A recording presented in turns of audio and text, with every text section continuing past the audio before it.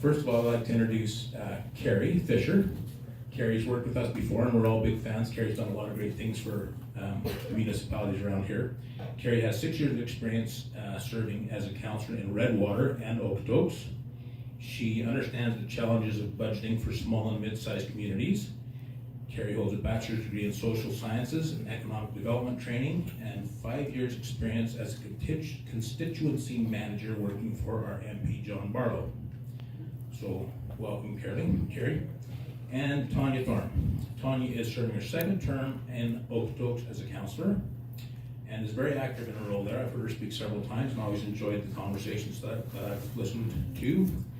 She's also actively involved in the leadership of the Alberta Urban Municipalities Association and served as one of their vice presidents.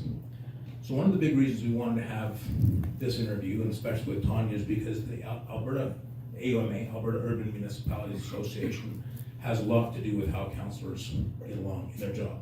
And she has a good deal of experience, and I think it'll be a valuable conversation. So without any further conversation from me, I'm just going to turn this over to Carrie. She's going to run the night, and then we'll maybe have a couple minutes at the end. Is that right, Carrie? Yep. Thank you. Thanks for coming, everybody.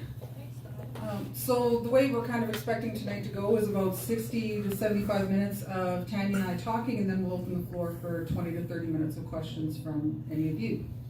Hopefully that works. I don't know if that happened. Oh, I don't have. hey! Nice.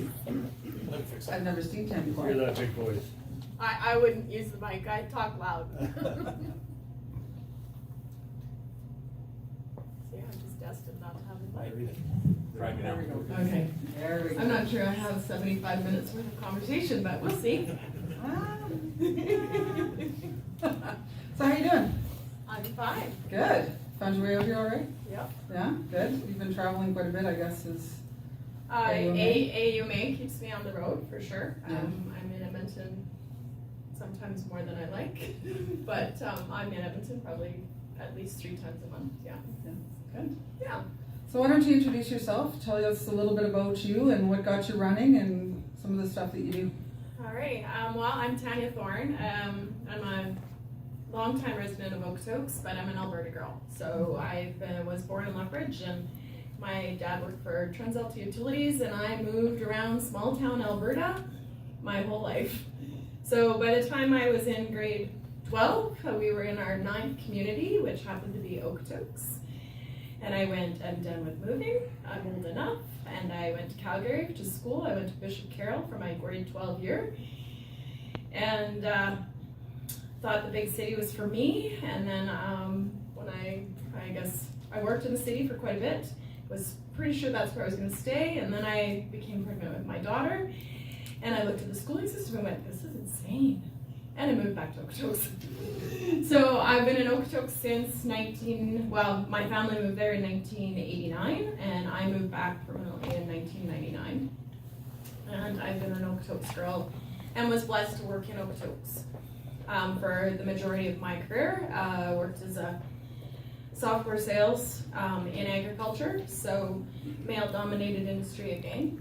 I seem to like that theme, and that was what I was doing. And I'm a Bachelor of Arts in Political Science, so I've been a political junkie. My family is political junkies, so politics was talked about a lot at our table. So I always knew that I would run at some level, and originally it was federally, and then I went, why would I leave my own bed and go across the country? Worked on lots of provincial campaigns. I ran a couple campaigns under Ralph Klein, and got candidates elected, and was pretty sure that was where my future was, but then I became very disenchanted with provincial politics and got very engaged in municipal politics. And I realized I could sleep in my own bed every night, and I could directly impact the lives of my friends and family and neighbors and residents with decisions that I made on a daily basis. So municipal politics was kind of my calling, and the reason I ran, a couple reasons. One, I always knew I was going to run. I was laid off from my job, and the election was 3 months later, and I went, well, now might might be a good time to run versus go look for a job first thing and then tell them, oh, by the way, I'm gonna run, just so you know. So I figured, well, I'll run and see what happens and go from there. So that's what I did. I didn't really tell anybody. I just kind of filled out my papers. Why I chose to run, a couple things. I've been watching and trying to work, I guess, in the background of a few things that I didn't think our community was making long-term decisions on. We hear lots of short-term stuff. I tend to be a fairly big picture thinker. And so I was taught from a young age, if you want to make change, you get to the table. So I went, I'm going to get to the table. And so that's what I did. And that's why I run. Nice. I've heard, nice. I was going to say I've heard worse reasons. That's pretty good. So talk to me a little bit about then the councillor workload. What does meeting prep look like for you? How long does it take? We're going to talk about my experience. Yes, we are. I know Okay. there's a diversity of backgrounds at the table and preparation, but talk. So a typical council package in Okotoks, this will be different from every other municipality, but a typical council package in Okotoks is usually anywhere between about 350 to 650 pages every 2 weeks. So you have to read that. So that's the first piece of it. But then there's also the background stuff. So every municipality has land use bylaws, they have municipal development plans, intermunicipal plans, strategic plans. So there's that background material so that you kind of understand where your communities come from, what is the base of what you're dealing with. So I read a lot. Literacy month is right now, and Monday I was reading to the grade 4s, and I basically told them that I'd probably read about 1,500 to 2,000 pages a month.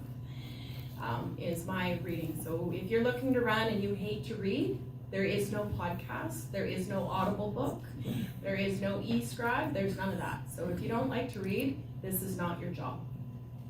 This isn't the job you want. Fair enough. So you mean you don't just show up at the table and dig into it? You certainly can. Not what I would recommend. And again, just like any other job, there will be people that will prepare to the nth degree, and there will be people that will prepare to the 0 degree or the 5 degree. Just like any other job out there, this is no different than that. But your goal as a counselor is to be able to show up at the table and ask good questions. And you can't ask good questions if you're not well prepared. Because you're on the fly, you haven't thought about the material. There's lots of times, Carrie, when she was on council, we'd be talking at 11 o'clock at night on a Saturday night of, okay, this is how I read that. Is that how you took it? And just, is this what this means? And trying to figure that out. So if you're not prepared, you can't ask those good questions. And you're doing it on the fly, and you don't know how everything's all connected sometimes. Okay, so the public part of this job is showing up to the council meeting usually 2 times a month. And that can be anywhere from 4 to 6 to 8. We've had 12-hour meetings. I know Okotoks, our meetings start at 1 o'clock, and we typically go till, on average, probably 8:30 is a Monday meeting. So that's kind of our average. So outside of that, how many hours, we talked pages that you read, but about how many hours would you think you spend on your part-time council job a week?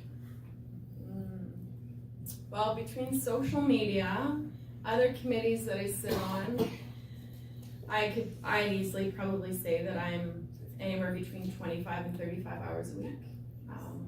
I'm in a bigger community, so there's certainly that. I, as a counselor, am active on social media. I've made that commitment.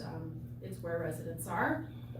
And I can, by being on social media, so just to talk about that, I'm probably segueing into a variety of different questions, but I'm able to either nip conversations in the bud, so we all know how social media works, and not that I'd like to say words that Trump uses, but there's a lot of fake news out there, and there's a lot of different tangents to it. So by listening on social media, for me at least, I can either determine yeah, I'm gonna nip this in the bud, because that is completely false and it's going down a bad rabbit hole.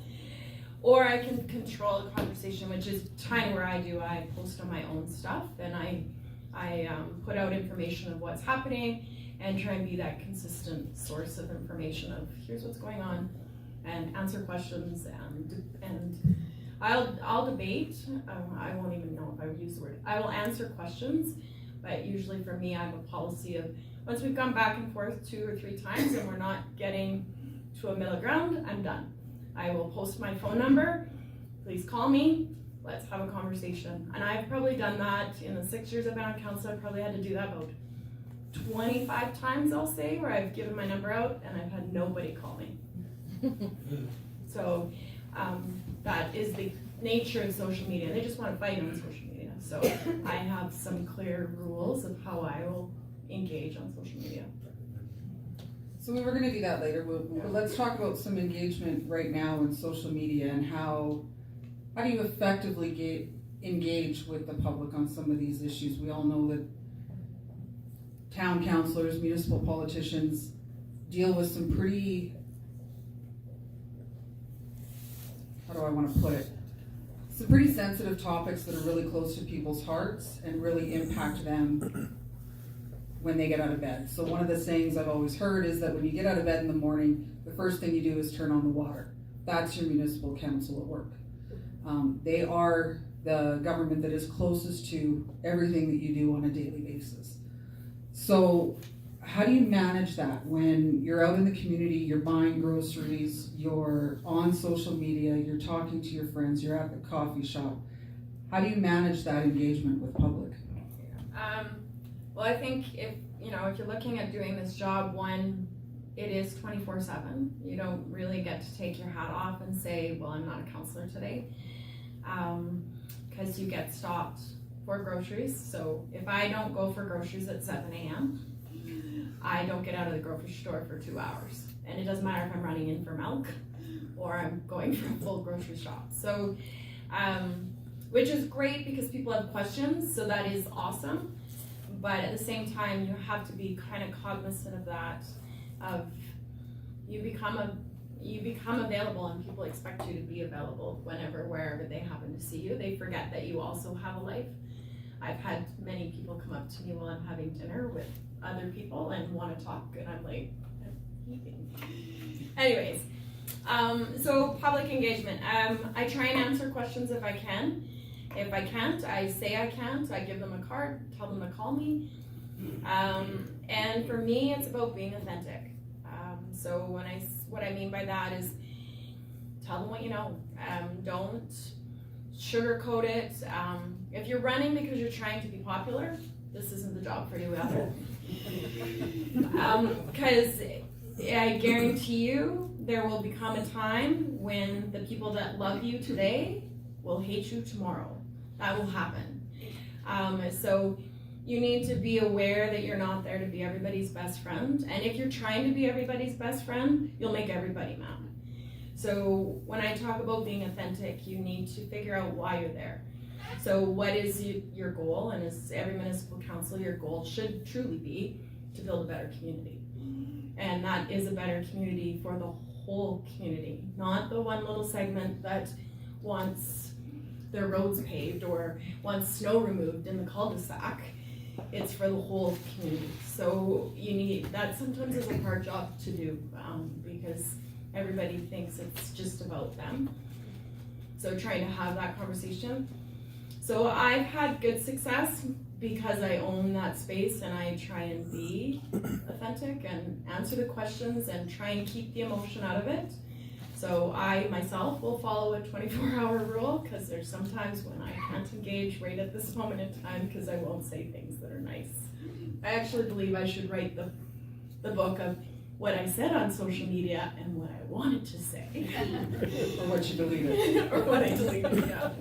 So it's about finding that balance, but I've had good success of being honest, even if I know it's not the answer they want to hear, but telling the story of, well, this is why we did it, or this is why I've done X, Y, and Z, and just own this, that spot.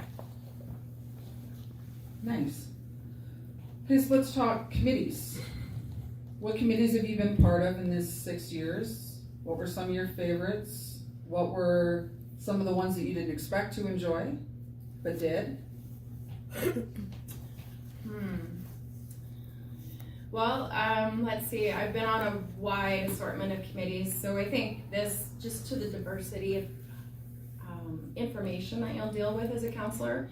So I was on our annexation negotiation committee.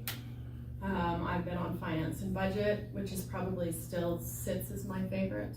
I'm a numbers girl, so finance and budget is, there'd be few people that are more prepared for budget than I am on our council, so. Finance budget, intermunicipal, so we work with the MD of Foothills, so we have a committee with them. The library I've been on, I'm trying to think. I've been on a lot. Let's see, you put me on the spot. Sorry. The Ophica corridor, so the Alberta Foothills Industrial Corridor, which is the MD of Foothills ourselves, and High River. The only one I have not been on is our Municipal Planning Commission, and it's partly because it conflicts with AUMA. So I can't I can't be on that committee, so it's the only one I have not actually sat on. Finance and budget is definitely my favorite. I don't know if I have a least favorite. I can't say that. I've learned something on every one of my committees, but I go in with the intent of trying to understand and learn. So there's certainly some that I like more than others, but I can't say there's one I absolutely refuse to sit on.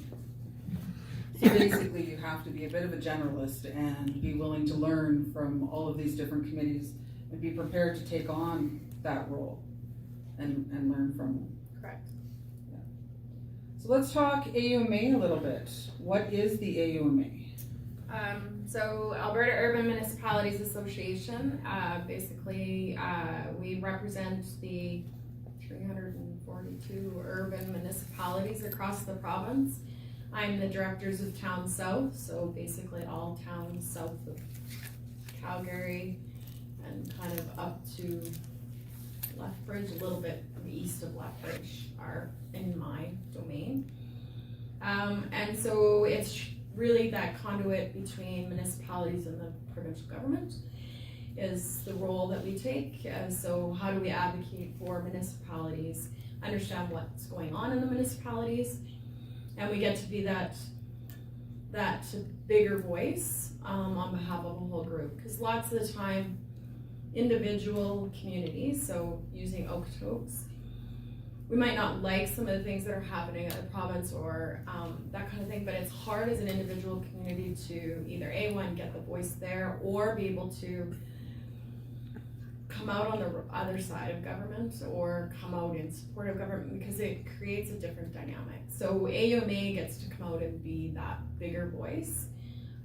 So that's kind of the role there. I sit on 3 committees through AUMA as well. So I'm on the contract management committee, which is the federal provincial committee for the RCMP contract. So I sit on that committee. Policing's probably another one of my pet projects, I'll say. So finance and budget, policing. Maybe it's because it makes up 25% of our budget. Maybe that's why. So I sit on a couple of different committees there, safe and healthy communities, and we're always looking at the broad picture, and trying to do things that impact the majority of our municipalities. Sounds good. Now, colleagues I've worked with in the past that have stepped up to serve AUMA have sometimes received negative pushback in their community. Can you talk a little bit about what the value for the community is when a member of council is sitting on AUMA? Sure, and I certainly haven't seen the negative pushback in my community, but the value that I feel that I bring back is I sit at the table with a wide range and a variety of different diverse communities, bigger than me, smaller than me. And so being able to have the conversations of, how are you doing budget? What are you guys looking at? Where are you making cuts? What did you do with this situation? How are you handling this situation? So it gets me out of the bubble that you can sometimes get into with your own community. I'm a lifelong learner, so I'm always interested in learning. So when I have opportunities to go and get additional training or attend other conferences, I do that. So I can say on my council, I probably am the only one that expends my entire training budget every year.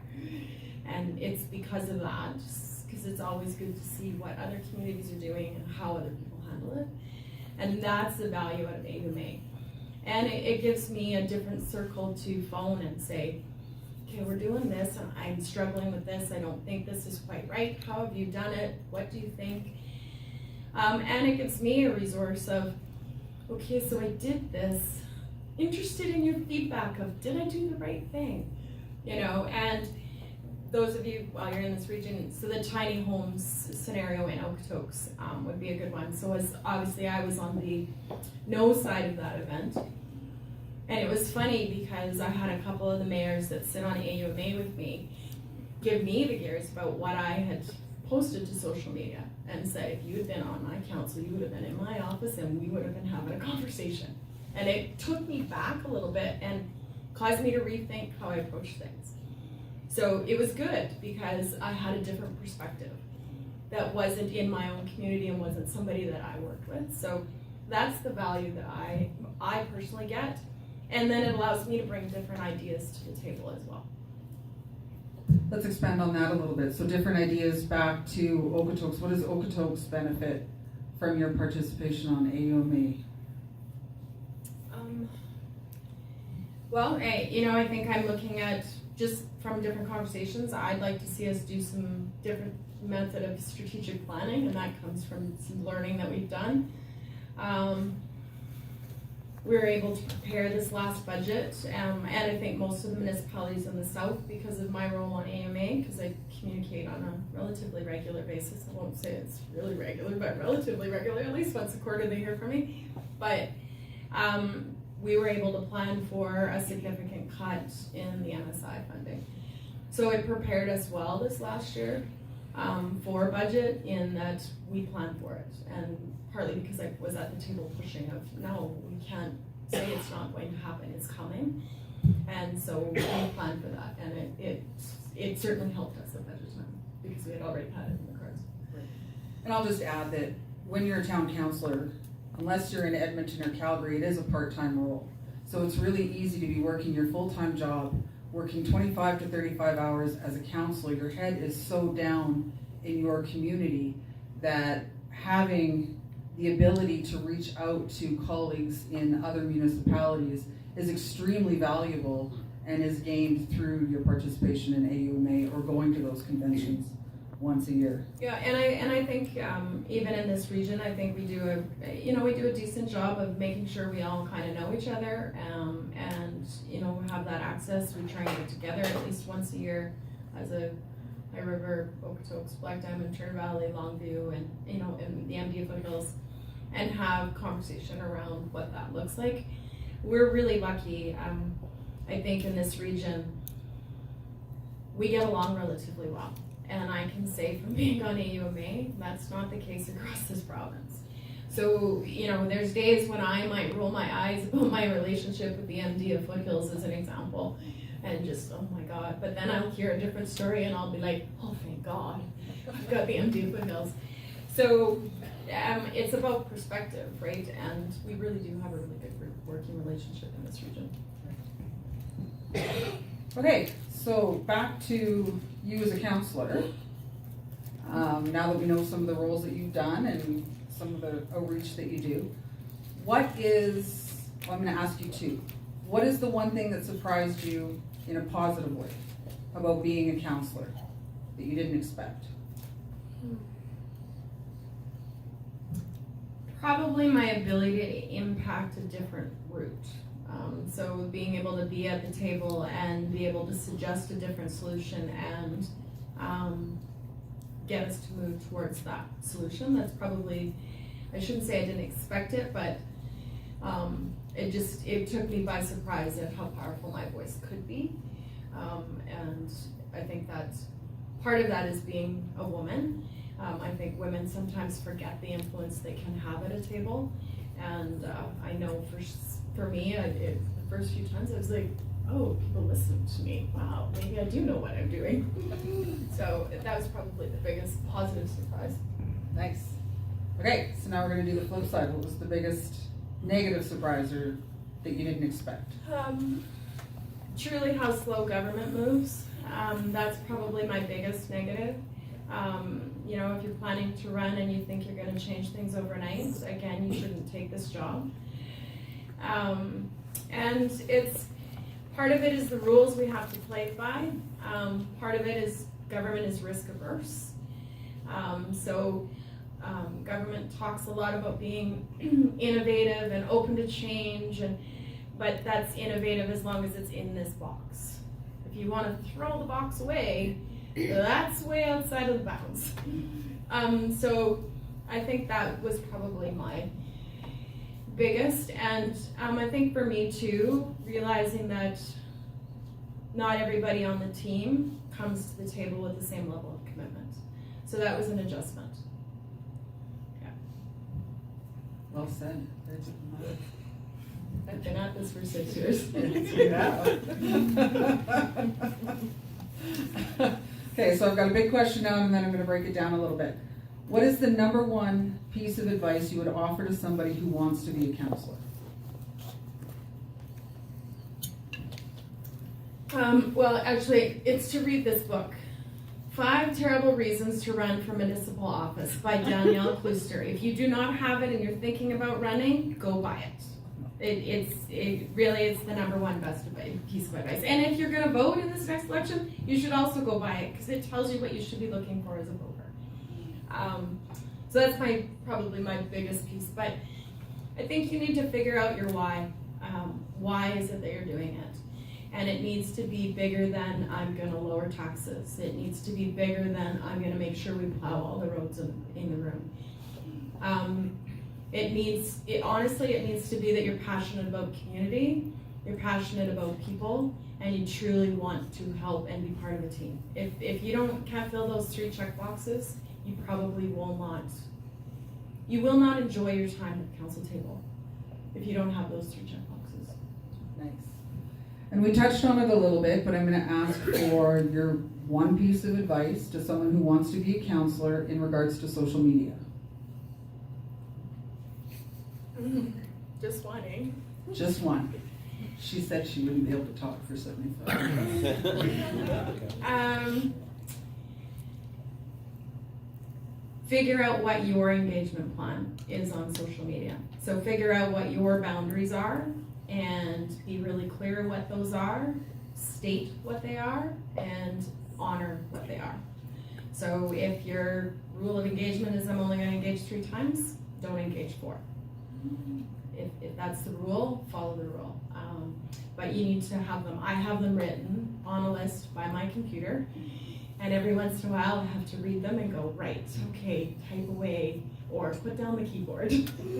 And down that path. So that's probably my one. And with that, I'm making the assumption you will do social media. As a municipal councillor, as a politician in any level of government, you can't not do social media anymore. It's just not acceptable.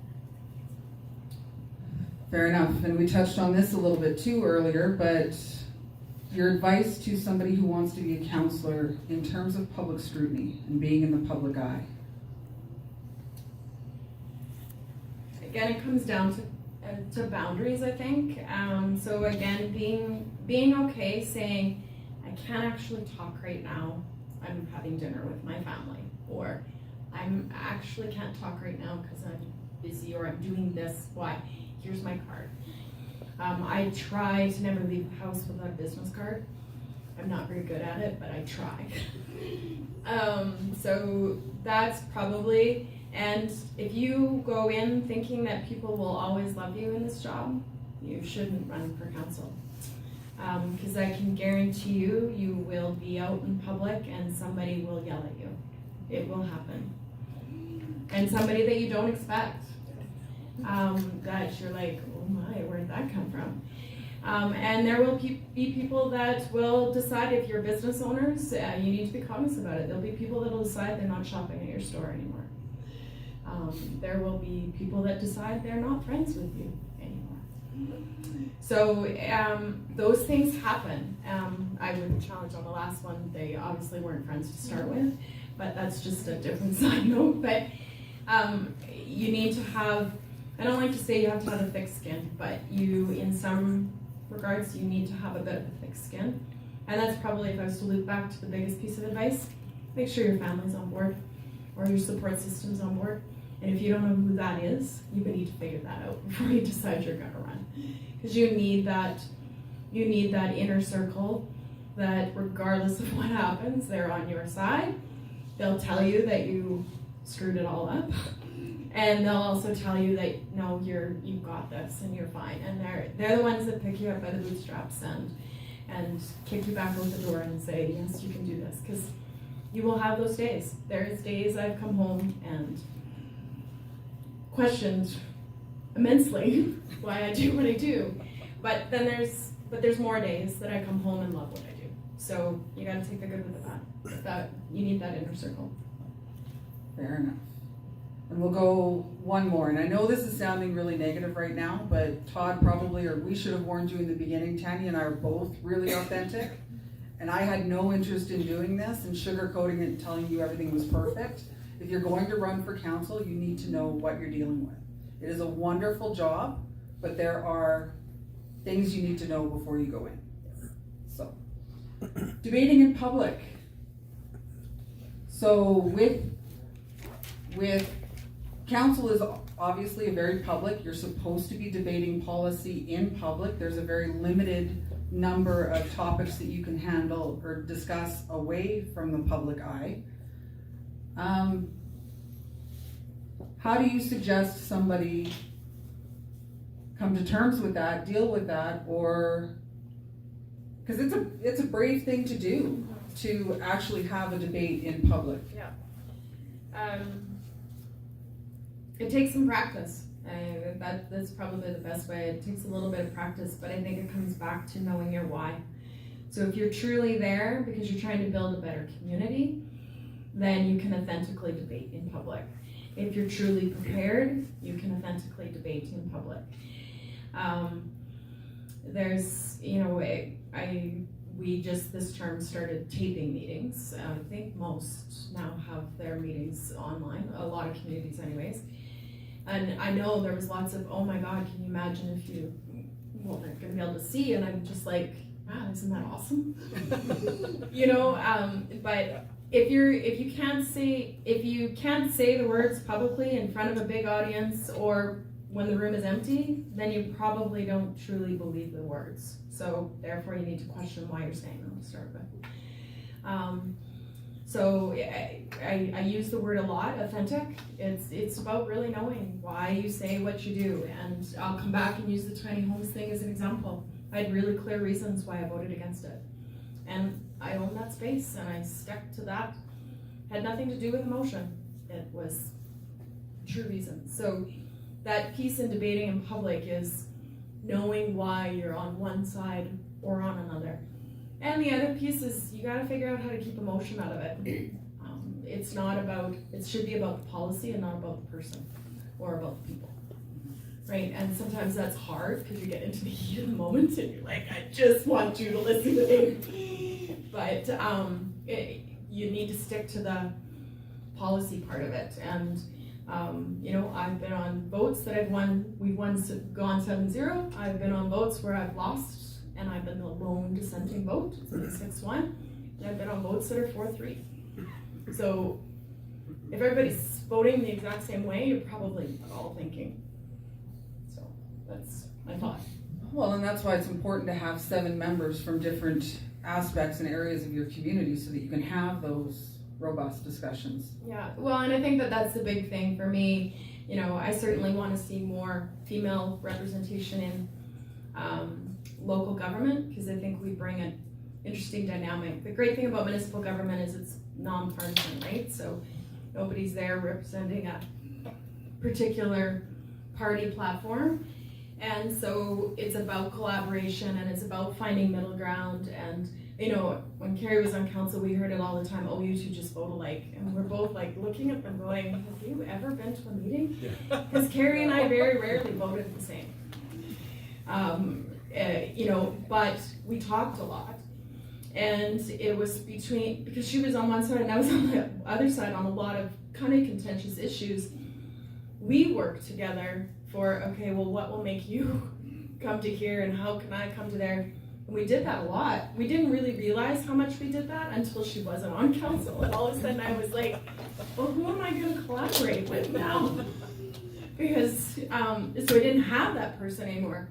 But we did that a lot, and I think that's the value of women. But I think it's more about diversifying your council. You've got diverse communities, you need diverse council to represent that diverse community. Well, and it's important to have that debate and be able to trust the person at the table to have good conversation with them and be able to look at them and say, okay, we're both representing different areas of the community here. How do we make the best decision for the entire community? And having that conversation is so important. Yeah, and that's what diversity brings you, and it's a great thing, right? You get to go in and represent, but I think that's also, you also have to go in and represent and remember that you're coming to the table with some form of bias. So being cognizant of that bias, right? So I represent a certain portion of the community, and I work really hard as a councillor to make sure that I get out and interact with a very wide, diverse group of people for that very reason, because my circle of friends, they might just see things in one light, right? And that is the advantage of social media as well, because if you're smart about your social media and you try and follow the people that maybe you don't necessarily completely agree with, it gives you a different perspective. Okay, so let's talk about the role of councillor a little bit, the powers, authorities, and responsibilities. A lot of people have an idea of what they think a councillor role is. Can you talk about what your perspective is of the role of a councillor in a community? Yeah. So you're a governor, so it's a governance role. If you think you're going to go in and you are going to determine how you're going to do street sweeping, that's not your job. Your job is to determine that you want street sweeping done. It is not your job to determine how often, when. Your job is to determine the service level, and admin's job is to get it done. So it really is as a councillor, your job is the what and the why. Administration's the job is the how. I tend to sometimes get myself into trouble because it's hard sometimes not to delve into the how of, this is really bad the way you're doing it. It could be done so much better. So that it comes from building good relationships with your admin. They're there to be part. I believe, my personal belief is that an effective council and effective administration is when you treat both sides as a team. You're not there as council to throw your administration team under the bus, and administration shouldn't be there to throw council under the bus. You should be there to work together as a team because you're all trying to create a better community. And I do truly believe that anybody that is in municipal government, whether that's on the administration side or in politics, is passionate about their communities. They're there for the right reasons. So you say council and admin should act as a team, and I absolutely agree with you on that, but expand a little bit on what the differences are in the role. Acting as a team, but in each organization's unique role.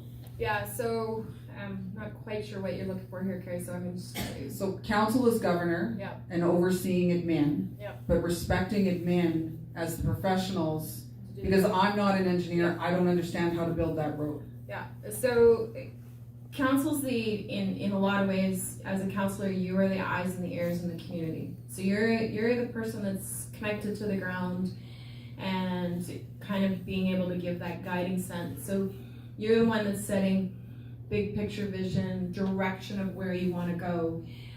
So as an example, we want to see a big focus on economic development. So we want to increase the amount of non-residential taxes And those are kind of some of the metrics. We want to see an increase in more locally owned businesses. We want to see a conversion of our home-based business into office space. So we've got some of those metrics, but we have not gone out and said, and here's how you will accomplish it. Not that you can't say how, but it depends. It depends on the situation, I guess, to a little bit. If it's a really politically sensitive issue, you might want to narrow the scope of where the how can go.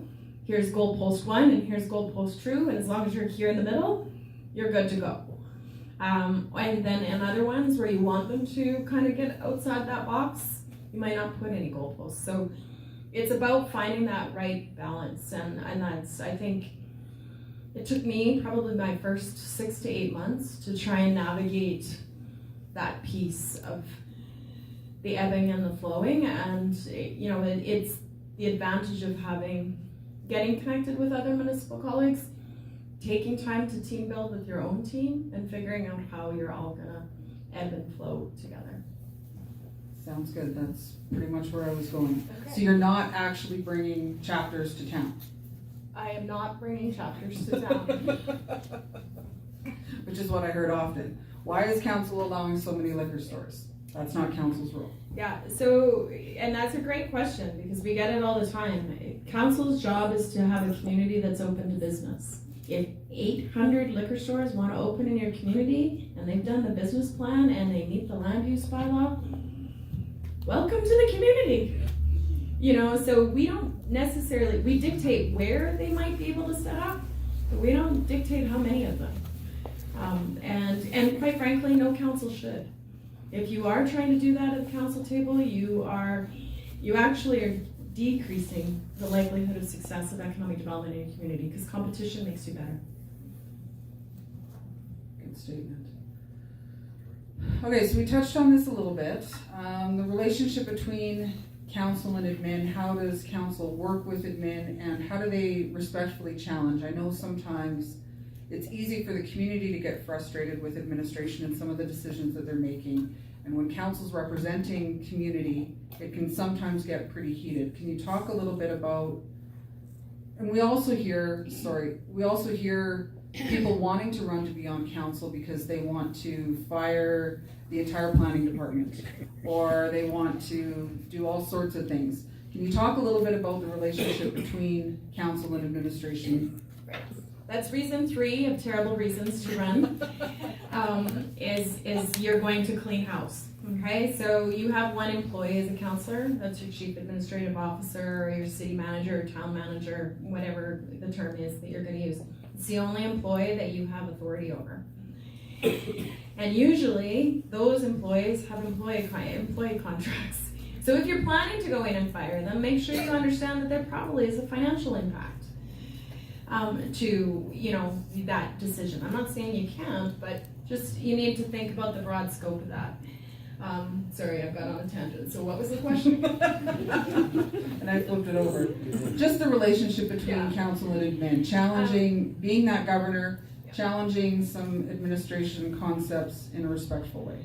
Again, it's about sticking to the policy, right? So if you're prepared and you can ask good questions, I think as long as you can be that respectful down that path, and it's okay to continue to ask the questions. And it's okay to vote against something if the question hasn't been answered. That is your job. That is, quite frankly, as a council, that is your job, is to get answers to questions that allow you to be comfortable with making decision A or decision B. And it is admin's job to answer those questions. So yes, questions occur at the table for sure, but there is also conversation that will happen outside of that table, right? And so I've done it many times of, I don't understand where you're going from, and I've gone in and met with my CAO. I don't get it. They explained it to me, this is making no sense. Where are you going? What are you trying to do? And we'll have those conversations. But at the end of the day, it's about, you need to be comfortable with the decision that you make. Whether you raise your hand to vote for or against something, you need to be comfortable with that decision and understand why you've made the decision. And it's okay to make the decision, you didn't answer my questions. that's perfectly fine. At the end of the day, you're responsible for Correct. the purse. Correct. So let's talk a little bit about council's relationship. We've all seen councils that work really well together and councils where you wonder if they'll get through a 3-hour meeting without having the RCMP call. So let's talk a little bit about building that respectful relationship within a council. Ready? Okay. Yeah. I'm gonna stop there. Yeah. This is a challenge, I think, in a lot of ways. In some respects, overall, my council works together relatively well, but at the same time, I'm one that I want to have more dialogue because we've got some big things we're working on. So I want to talk it through and try and understand the perspectives of the other 6 people at the table. And that isn't necessarily the sentiment of all of my colleagues at the table. So it's about trying to find that balance of where do you find that middle ground with it. And then it's being willing to stand up and say, you're not doing your job, or you're not playing very nice at the table, and finding that space for it. And every council's a little bit different on how that works. My council, honestly, we're not great at that space of having hard conversations. We're not really great at that.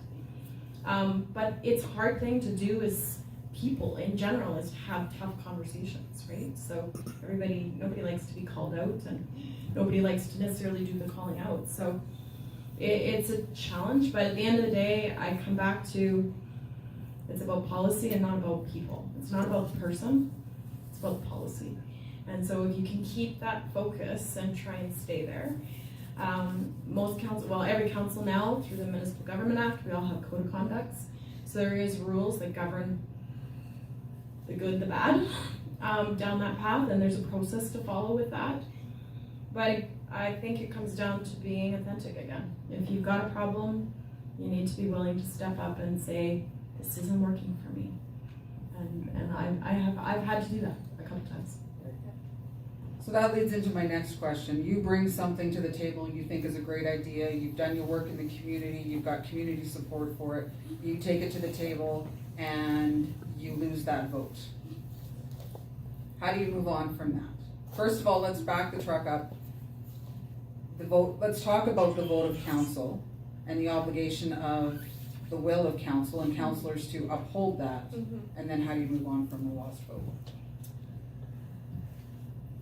It comes back to, it's about policy, so you can't take it personally because you're not going to win them all.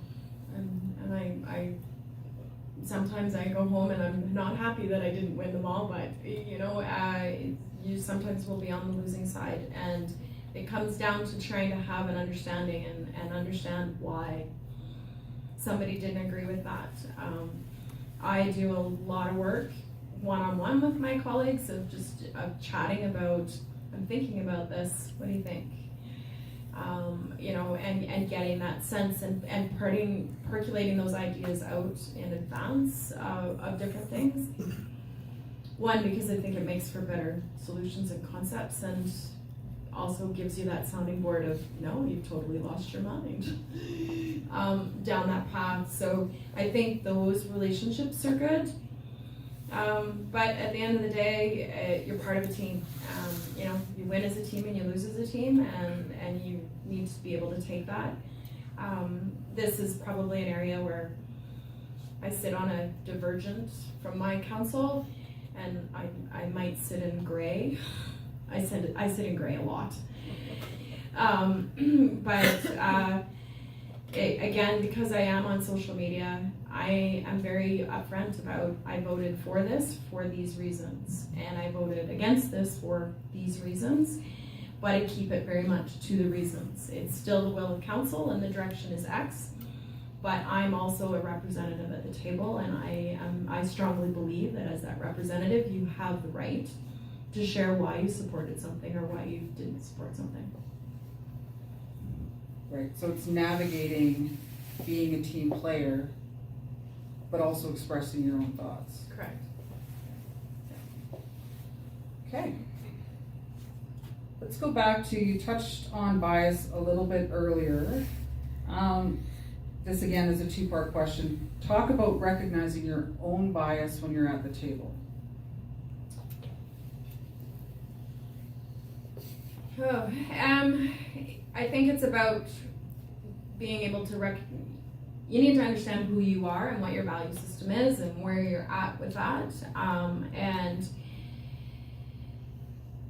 I always can, for myself, so if somebody is speaking at the table and I'm in this, oh my God, I cannot listen to this mode anymore, it forces me to sit back and go, okay, why am I discrediting what the way they have to say? What is it about what they're saying or what they're trying to communicate that is causing me to go, I cannot do this. And so I try and be really conscious of that fact. It doesn't happen often, but I try and be conscious of it. And then I also try to be really conscious of if there's a demographic or an issue that doesn't impact me, of trying to understand, okay, well, who would this impact? And do I know anybody in that group? And do I truly understand the issue and being cognizant of that? Because we don't know everybody, obviously. And so I try and look at that. And, you know, for me, I have a bias. I like things to go like this. I want things to start on time. I'm type A in a lot of ways. Well, not in a lot of ways, but I am type A. And so that bias for me, when people are late for a meeting or they come unprepared for a meeting, I right away want to discredit them because I know they didn't show up. Why are we recapping? And so I have to back myself up sometimes with that and recognize that, yeah, right, okay, they still have something to give to the table even if they did show up late. Okay, so let's talk a little bit about what bias means to voters. So we hear it often in the community that council is in developers' pockets, or council is out this for themselves, or council's pockets are getting lined by whatever. I keep looking for that bank account. I really do. I know. I never found it either. And then there's certain relationships that councillors have to disclose to the public with employment or with organizations that they benefit from. So let's talk a little bit about what that means to voters and the public that's actually looking at the councillors. Okay, well, I'll start with pecuniary interest. So as councillors, we have to disclose a pecuniary interest. So what that means is if there's a decision in front of you at the table that would impact somebody in your immediate family financially in some way, you need to recuse yourself from the decision. So I work for the Sheep River Health Trust, and they typically make funding requests. So I had to disclose that, and then I couldn't participate in the vote because I'm employed by the organization that's asking for money. So kind of moves me to vote for it. So that's pecuniary interest. And there's lots of, with pecuniary interest, it's also up to the individual councillor to disclose that.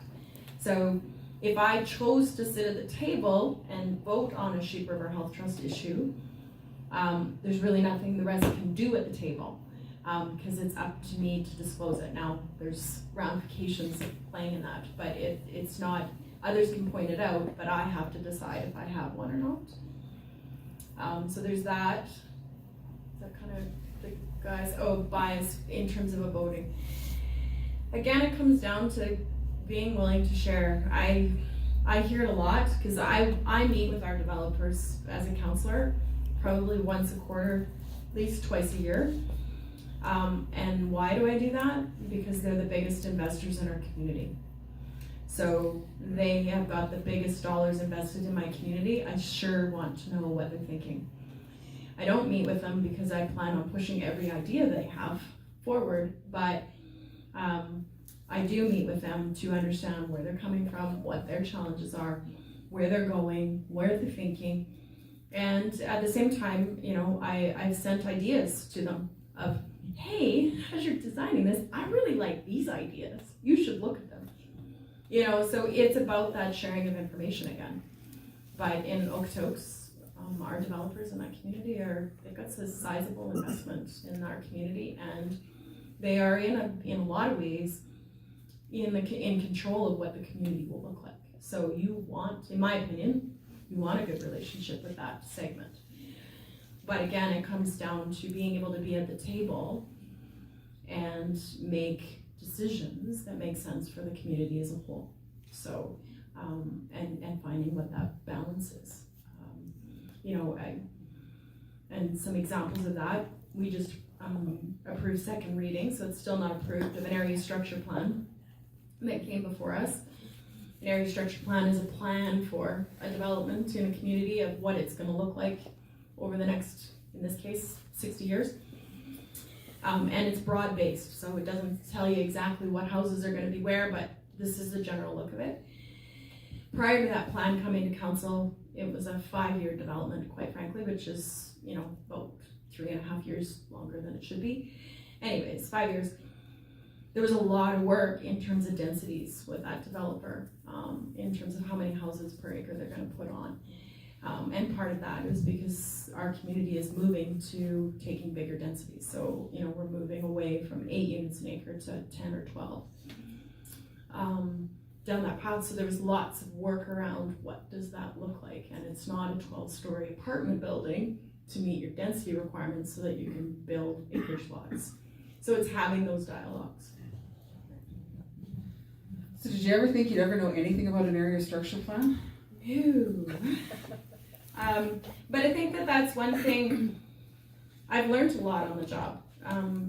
One, I'm a lifelong learner, so I do my homework to learn that, but that shouldn't discourage you from running either, because you will learn as you go, and you will understand, and you don't need to be the engineering expert. That's why you have town staff. That's why you have staff. That's why you hire consultants. Your job truly as a councillor, be prepared and be able to ask good questions. Good, thoughtful questions about the development. It's not to understand how exactly all the pipes in the ground are going to go. It's to ask the good questions of, you plan on connecting the pipes, correct? It's those questions, right? And making sure that those pieces, and you've got comfort in what the plan is going forward. Okay, so say somebody in the room wants to run for mayor. Let's talk a little bit about and they're going to change the world, they're the mayor, they're going to be in charge, and they're going to fix everything. Let's talk a little bit about the weak mayor system that we have. First of all, not a reason to run for mayor. So in Canada, we have a weak mayor system.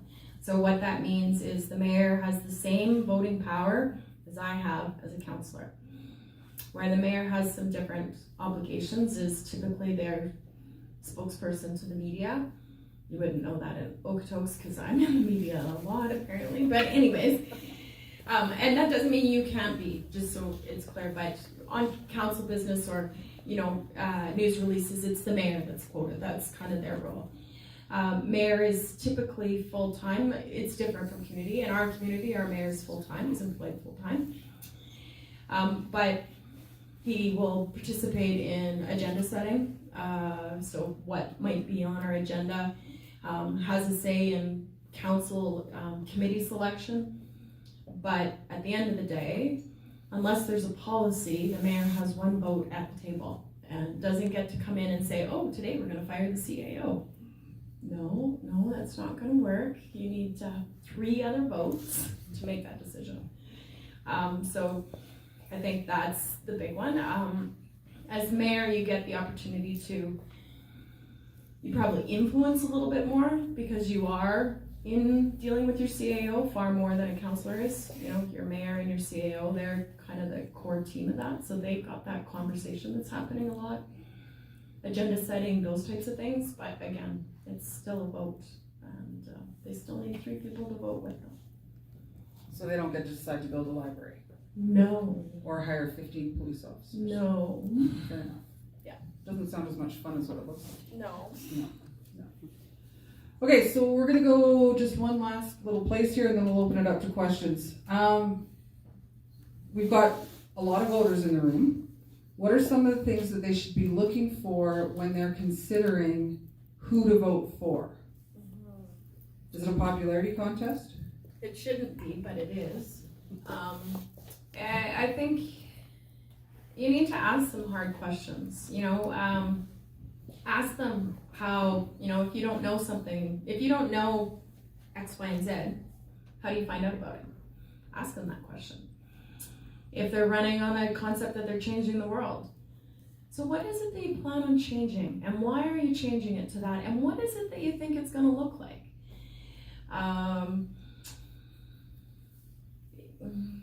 You need to get past the charisma. You can get leaders that are up there that are very charismatic, and you just, wow. Okay, you need to get into the meat and potatoes of, okay, well, what is your vision for the community? What is your vision? What does it look like? Describe it to me. How do you work in a team? Describe a situation in your current job that you work as a team. What does that look like for you? And figure out what their value system are. Do they value the same things as you do? Are they the same? Are they involved in the community? That's probably a big one for me, is how active are they in the community, or have they just shown up because elections started and they don't know the community? Are they running on a single issue? That's the big one. If you're running because you plan on cutting the taxes, for me, so I'm a voter too, and I don't know, we had 22 candidates last time, I think. And there's 6, right? Cut taxes. Taxes are way too high. There's immediate X. And that doesn't come from me being at the table. It's, you don't understand the process. And so don't commit that you're going to do anything, because you have to convince 3 other people that your plan is a good plan. And you don't probably know enough to know what's going on to make those statements. Doesn't mean that you can't say you want to be fiscally responsible, all of those things. But if you're running on a single issue, you will become very tired really quick and not enjoy your job. And the chances that you'll solve the single issue, so water was my big passion. If anybody knows, we're still working on water. So if that was the only thing that got me revved up, I probably wouldn't have run last term. Because there was little movement. There's been movement, but there's little movement. It's not done. So I'm going to put you on the spot here a little bit. More than you've done already? I know. You're almost done. You're doing well. What does a working councillor look like? Working at council, or working at another job and doing council? Working at council. How does a voter discern who's putting in the work? Go to a council meeting. Attend a council meeting. If they're televised, watch one. You can quickly see that. You really can. It's very apparent.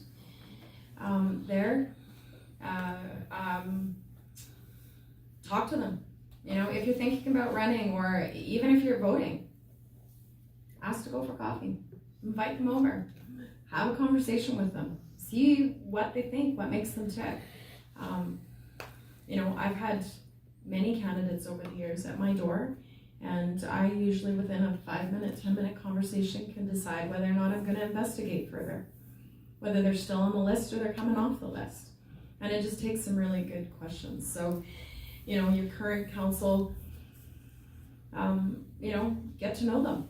Have conversations with them, ask them questions, see how they answer your questions back, look at what they're doing at council tables, and pay attention. That's probably the biggest one, pay attention. And pay attention to the actual work they're doing. Don't pay attention to the rhetoric that's on social media.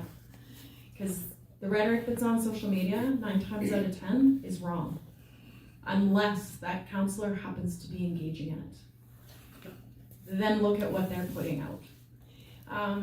So if you've got a question and you've heard something that sounds batshit crazy, it probably is, but pick up the phone and call one of them. That's their job, is to answer your questions and be available to you. That is their job. And at the end of the day, there is probably nobody in the province that's elected and runs for this job and does this job for the pennies that we're all paid because they're trying to screw you over as a voter. That is not why they're at the table. They are not there to try and screw you over as a voter. That isn't their job. They don't come to work every day and go, what can we do to piss off the residents today? That is not something I get up with every morning. Gee, how can I piss everybody off today? It's just not. Okay, well, I was gonna ask you for final thoughts, but you kinda covered that. We'll open up now to questions from the floor. Yeah, 2 seconds. Okay. Just on a final thought. I love my job. You know what? Municipal councillors, we're not paid a ton for the amount of hours that those that are working at it, but I truly love what I do.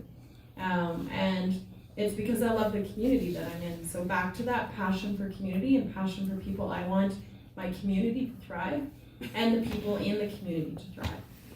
And so it makes it fun to go to work every day. And if you want a job that you have direct impact on people, this is that job. You know, there's lots of stuff out there. If a municipal council decided to close the doors on everything they do, you would feel the impacts within 2 hours. Provincial government does that, it's 5 days. And if the federal government does it, it's 2 weeks. So where is the direct impact to you? It is that municipal councillor, yet the voter turnout at municipal councils is the lowest. Our first election in Okotoks was 18% voter turnout. I used to laugh and joke a little bit. Am I actually elected if only 18% of the population showed up to do it? Of course the answer is yes, but that's abysmal. So, yeah. Thank you for ending on a positive note, because it really is a wonderful job. It's It a is. nice job. Yeah. Okay, questions from the floor? Do you want the mic? No, it's okay. Okay. You alluded to the relationship between the council and the administration. And you mentioned this issue about managing the goalposts. Mm-hmm. And you must have to do that on council through consensus to get the votes to do that. But at budget time, you have the greatest amount of impact on your administration by managing the money and managing the goalposts that you believe need to be managed. Just a sec. Did everybody hear the question? Okay. Really good question. It's kind of a combination, honestly. What goalpost you've set kind of dictates what kind of budget you need to spend. What budget you have kind of dictates what goalposts you can set. So it's kind of a bit of a circle. I'm not a huge believer that budgets should be done in a 1 week process. Budgets should be something that you start in March and you're doing budget and talking and planning for a good course of the year of where you're going down that path, so that there is that sense of that. And I'm not sure if any municipalities truly got budget completely perfect in terms of how to do it and what's the most effective way.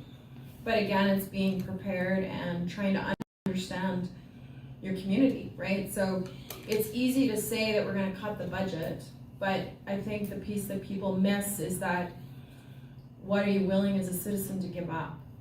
So if the budget is X today, and that covers all of these things, and you want us to cut the budget by 50%, 10%, 5%, whatever that is, what are you willing to give up? Because the budget, municipal governments, 1, our budgets are balanced, 2, we can't run deficits, and there's strict rules on how we manage debt. So, and we don't run in typically in major surpluses. Surpluses, what? I know, it's shocking, right? So there's not this big surplus to things. So, and I know, just I'm gonna come back on budget a little bit. Lots of people question because we have money in reserves. Well, there's money in reserves because we, as budgets, are planning out 5, 10 years down the way. And that pipe in the road will eventually need to be replaced. And you don't want them coming to you and saying, oh, we're replacing the pipe this year. and it's gonna be a 10% tax increase. That's why we put in reserves. So it's a balance. I don't know, does that kind of answer your question? Yeah, I was just wondering, obviously there has to be a message sent to your CAO.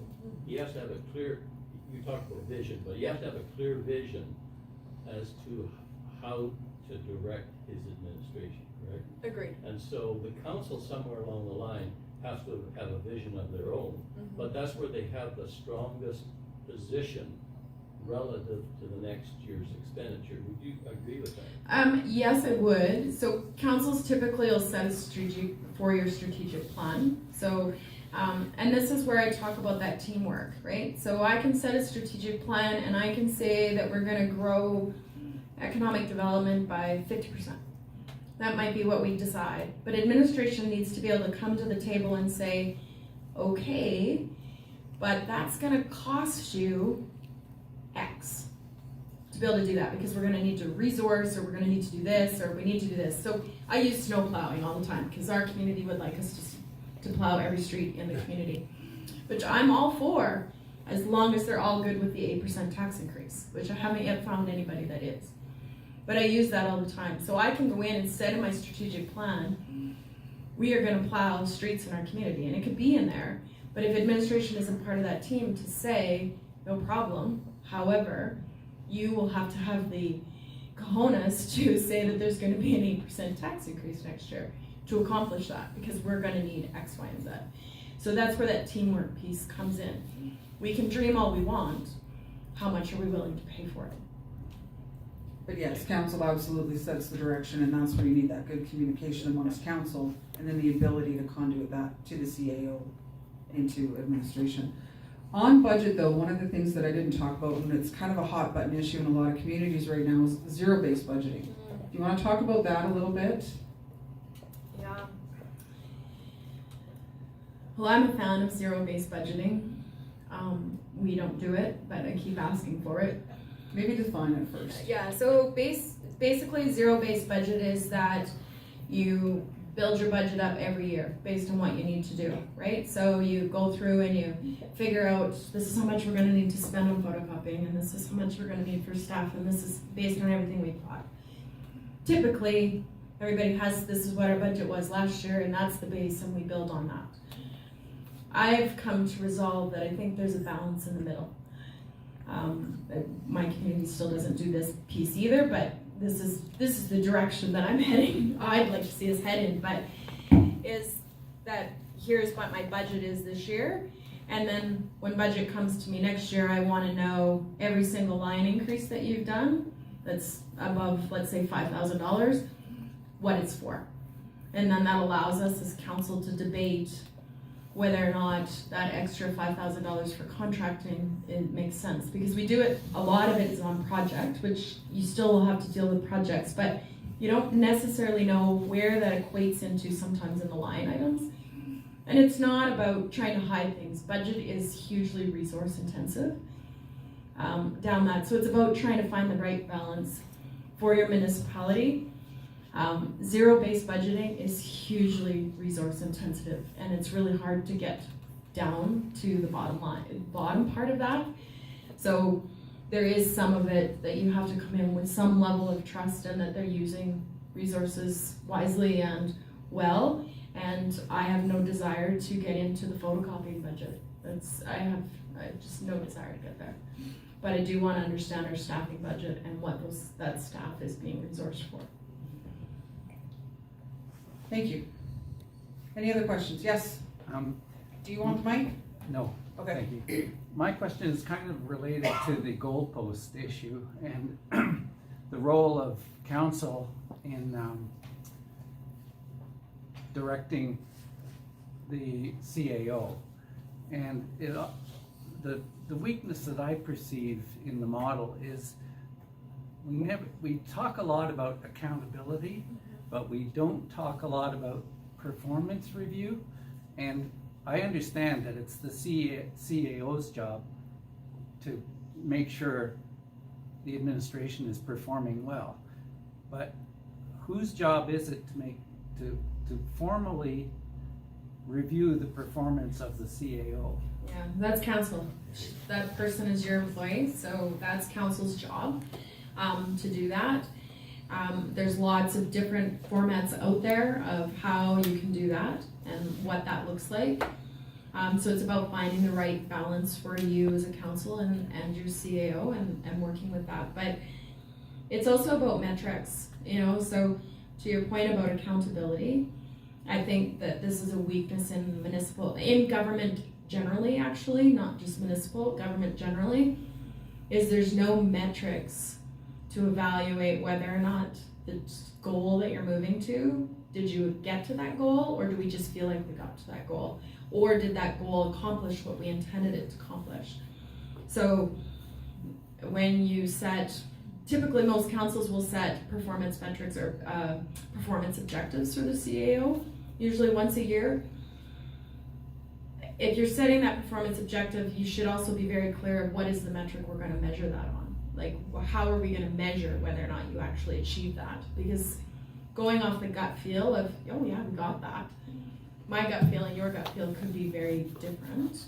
Whereas if you have solid metrics of how are we evaluating that on, and I do think that's a weakness in government in general, is getting into metrics.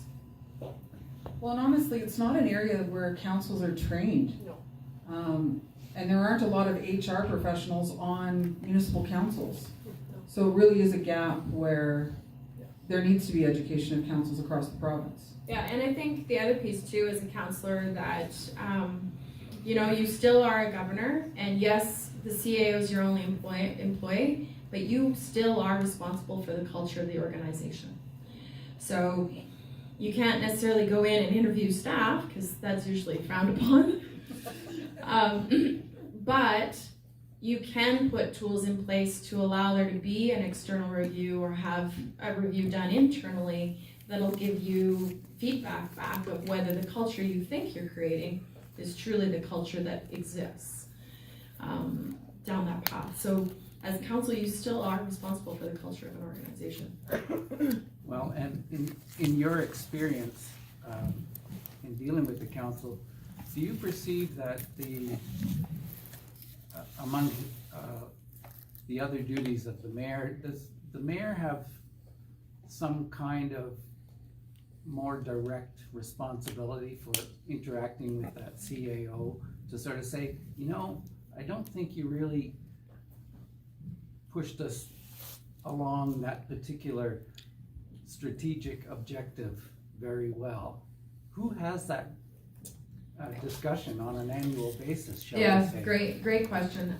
Typically it's the mayor, but it's not the mayor in silo. So the mayor should have had the discussion with council as the whole, and council has that, and then usually the mayor will meet with your CAO and provide pros, cons, good, bads, all of that. So that should be there. But there's also, the mayor has definitely got more interaction with the CAO than council typically does, partly because they're involved with agenda setting, they're probably in the office more, they're talking about different things on a more regular basis.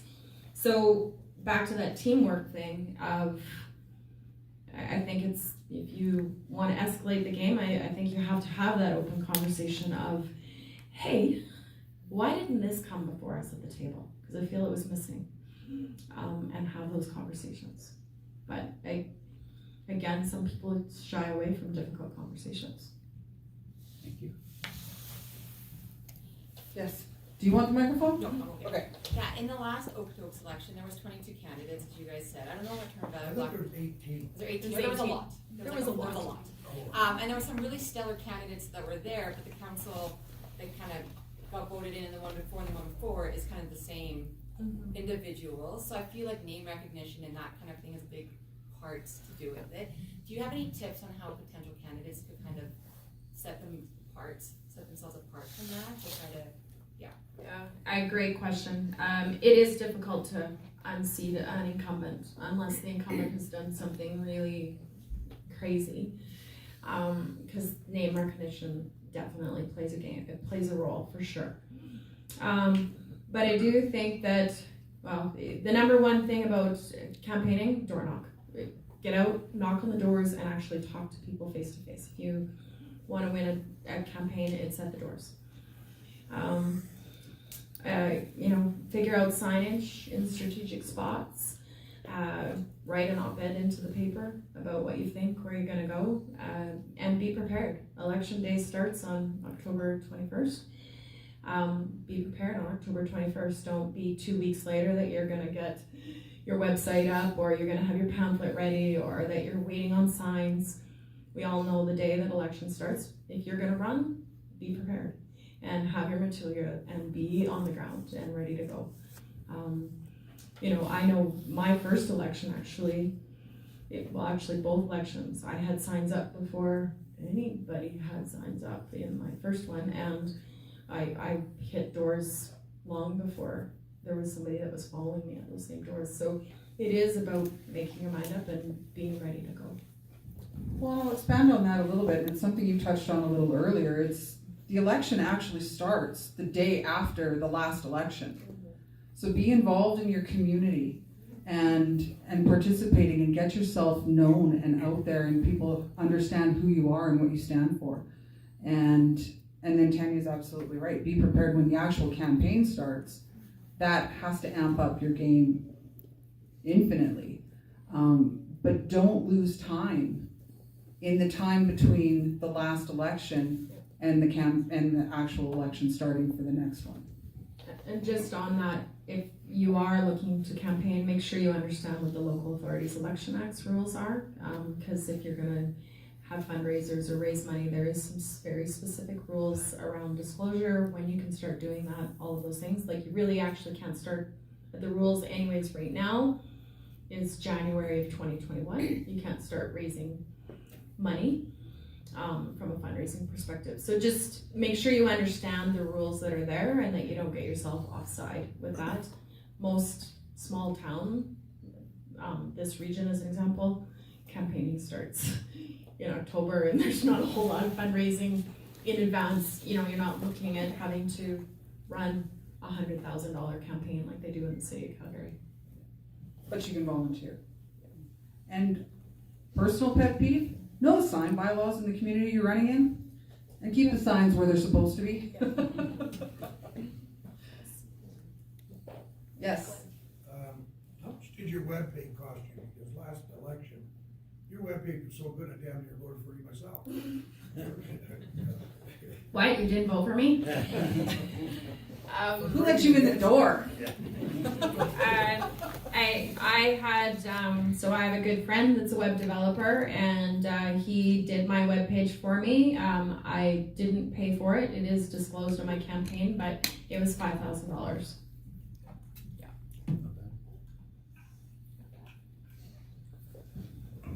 Yes. So you were talking earlier about, having to work within a box. So as a councillor, if you have an issue that's on the table and trying to deal with it, and rightly or wrongly, it will sort of affect the community, and you find that the rules and regulations in the box don't allow you to kind of move forward, how do you what's the process to try and see if you can overcome that, if you can? And does that happen very often? It happens regularly, especially when you're talking business community wise. So land use bylaw particularly is in some respects the bane of my existence. That's why we're rewriting it this year. But there's very specific rules to where they can operate. So I try, again, it's a communication thing with admin, right? Of if you're trying to get to a specific outcome. And so it's understanding why you can't get to the outcome, or understanding, okay, what would we need to change to make that outcome happen? So again, it's about looking at the bigger piece of, great that business wants to locate just right there. So I'll use in Okotoks, we have an area in town that if you're a restaurant, you can't go because it used to be an old petrochemical area, and there's specific rules around that. So I appreciate that might be where they want or they can get a lease, but there's specific reasons why they can't be there, so we can't move that. So I tend to be a solution-oriented kind of person that tends to be, I believe every problem has a solution, time, money, and investments, you know, and then it's trying to weigh that of, okay, yeah, we can't move this because we've got these legislative rocks, or nobody wants to invest the money that'll be required, or nobody wants to wait the amount of time. So it's balancing all of those. Don't know if that's the greatest answer, but. Yeah, thanks for answering the question. As a follow-up though, a lot of the roadblocks, that we've seen anyway are sort of bylaw related. Yeah. Is there any way of being, and I know that, you know, trying to rewrite a bylaw doesn't usually happen overnight and takes time. Is there any way of getting sort of, relaxations on bylaws that would sort of help move things along so that, you know, something that has some time constraints to it can move forward? Council has the ability to modify anything, quite frankly. You can modify any bylaw and choose to modify it. If there's 4 people there that vote, and you can modify any bylaw at any point in time. So it's about understanding what it is you're modifying and having that conversation of what are the ramifications of making that modification. So yes, it can be done. It tends to sometimes look at the bigger piece of, okay, but if we modify this here, what are the 6 other impacts over here? And understanding that piece. But yeah, absolutely, a bylaw can be modified. But sometimes that's bigger than, so a land use bylaw as an example, it's a big undertaking to try and modify certain things in a land use bylaw. Modifying the, you know, pet barking bylaw, far different conversation. You touched on it a bit, but I think it's worth expanding on just a bit. Municipalities and councils aren't in charge of everything within their municipality. So rivers, like there's different areas where the provincial or the federal government will have legislative requirements that the council just can't touch. Yeah, and that's exactly right. So it's knowing all of those pieces. And again, as a councillor, you don't need to be the expert. That's why you have an administration that'll come back and give you a recommendation. Your job as that councillor is to challenge that recommendation potentially and go, well, that's still, no, common sense, that doesn't make sense to me. I need to understand that a little bit differently. So sometimes my pet peeve, this is when I know I need to change something, but this is the way we've always done it. Those words are immediately, oh, well then we should look at that. That's the immediate tell for me of, well, this is the way we do it. Mm-hmm. And you get that a lot in small towns. Yeah. Okay, 1 or 2 more questions. Yes, do you want the mic? No, I don't. Okay. Okay, so in a small community like Longview, we just elect our 3 councillors, and then the councillors themselves pick the mayor. Correct. Is there any other way that can be changed so that once because I know that we elect the 3 councillors because we have so few people, we don't want to lose any good people by just running the mayor separately. Is there some way you can change that so that it's not, once the 3 councillors are elected, it's not just up to them, which one's gonna be the mayor? Like, can they revise that so that the people can vote? Because in our experience, what we've been finding is, oh, well, they did it last time, let's just do it again that way, and it's not always the best way. Yeah, actually that's in the Municipal Government Act, how that works. So it is an election of who has been elected. So nothing that you could do, it would have to be changed at the provincial level in the MGA, in the Municipal Government Act. Because it's the rule is how that works when you're that set up in that way, is in that act. Is there any law against having a group, say 4 or 5, same as a municipal election, you pick 3, you 3 already determine who's gonna be mayor, and you try to run as a group and get elected? Is that legal? There's nothing to prevent running as a slate. Right. I will have alarm bells at a slate though. It's the first thing that a slate borders on that partisan politics, which in my opinion ruins municipal government.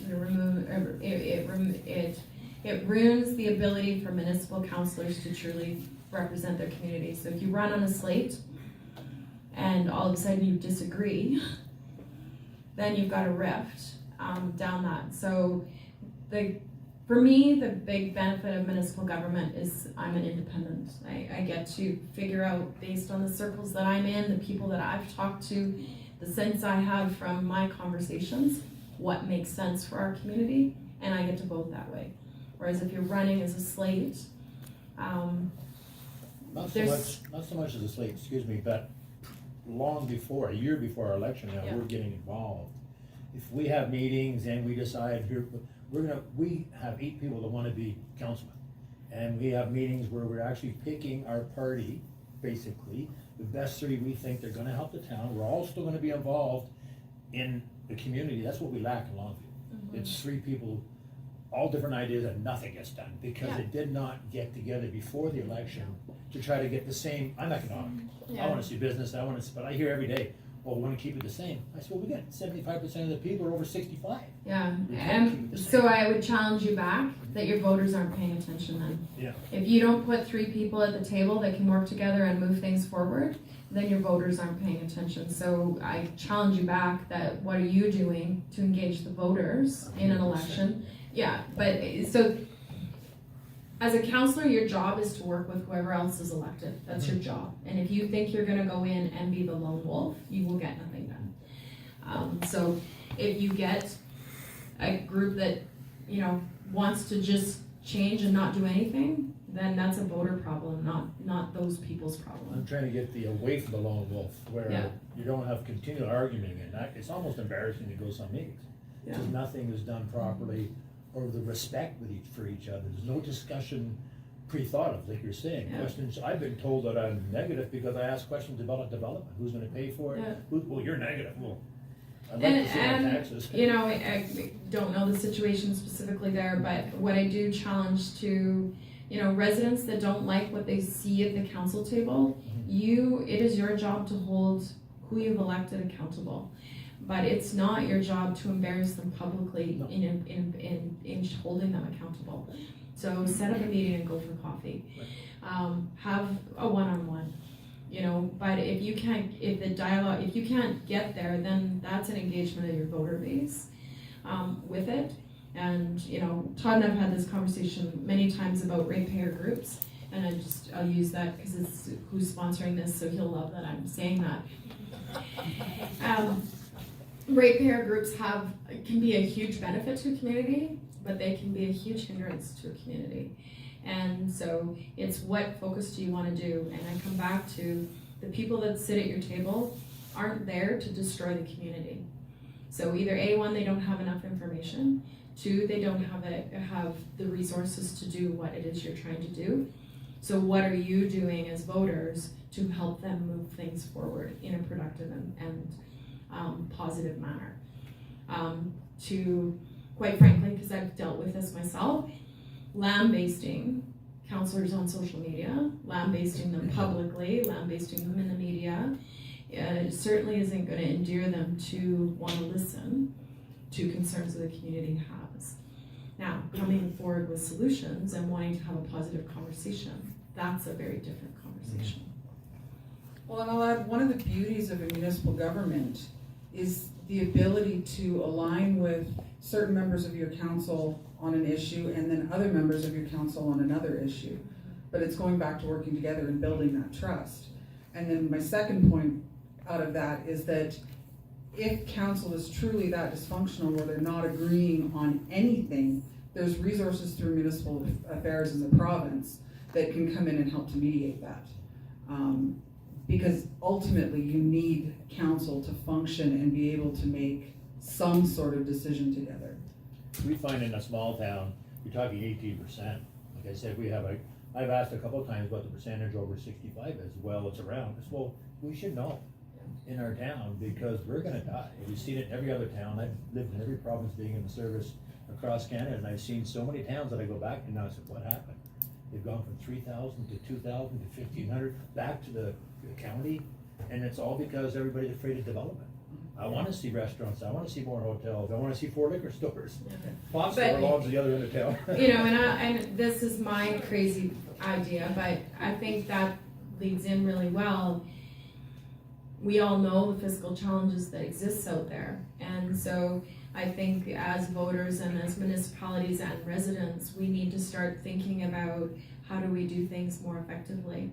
So Turner Valley, Black Diamond, Okotoks, High River, Foothills County, we can't all afford to have a swimming pool. So how do we utilize the swimming pool that's outdoor swimming pool in Turner Valley and make it relevant for our region, right?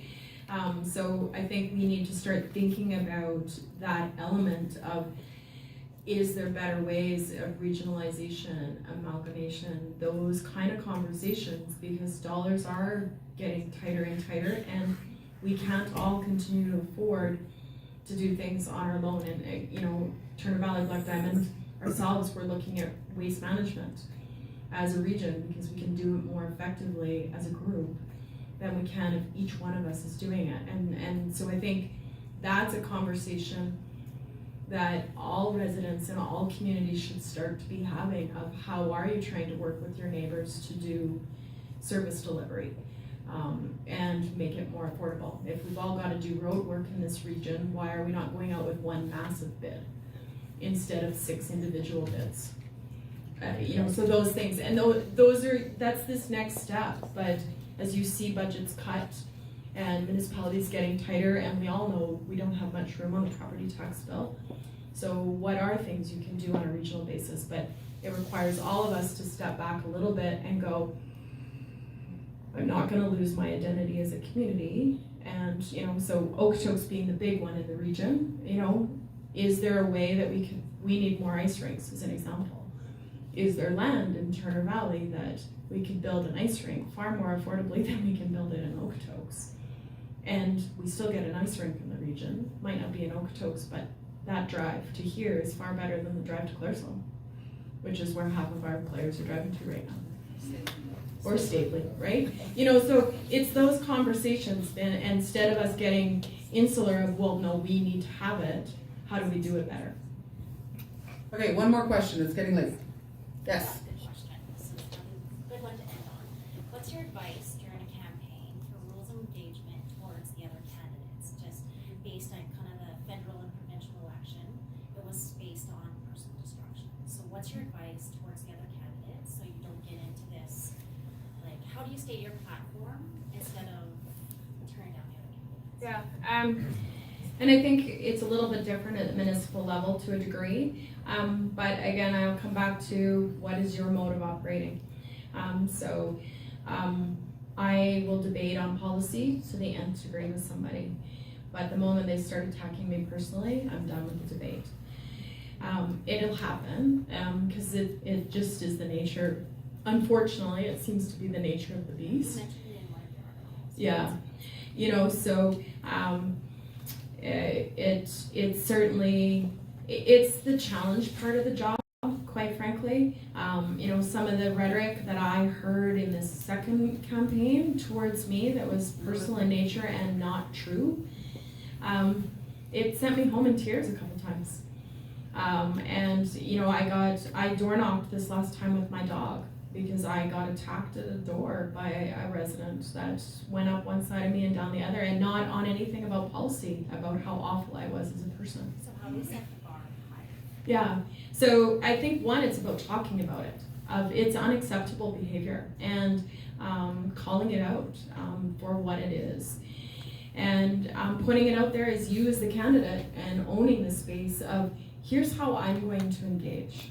This is how you want to talk policy, you want to debate policy with me, I've got all the time in the world for you. You want to throw me under the bus and tell me how incompetent I am? Then I have no time for you. And I think that's the best way, Leanne, that I can answer that question. It exists because there's just people that's the space they're in. That's my advice to it, but I've dealt with it too, so. Well, and I'll just add to that, I mean, having been on the receiving end of a fairly comprehensive smear campaign provincially and municipally, it's one of the reasons we're losing good people in politics. We absolutely have to raise the bar on that conversation. And part of it is talking about it.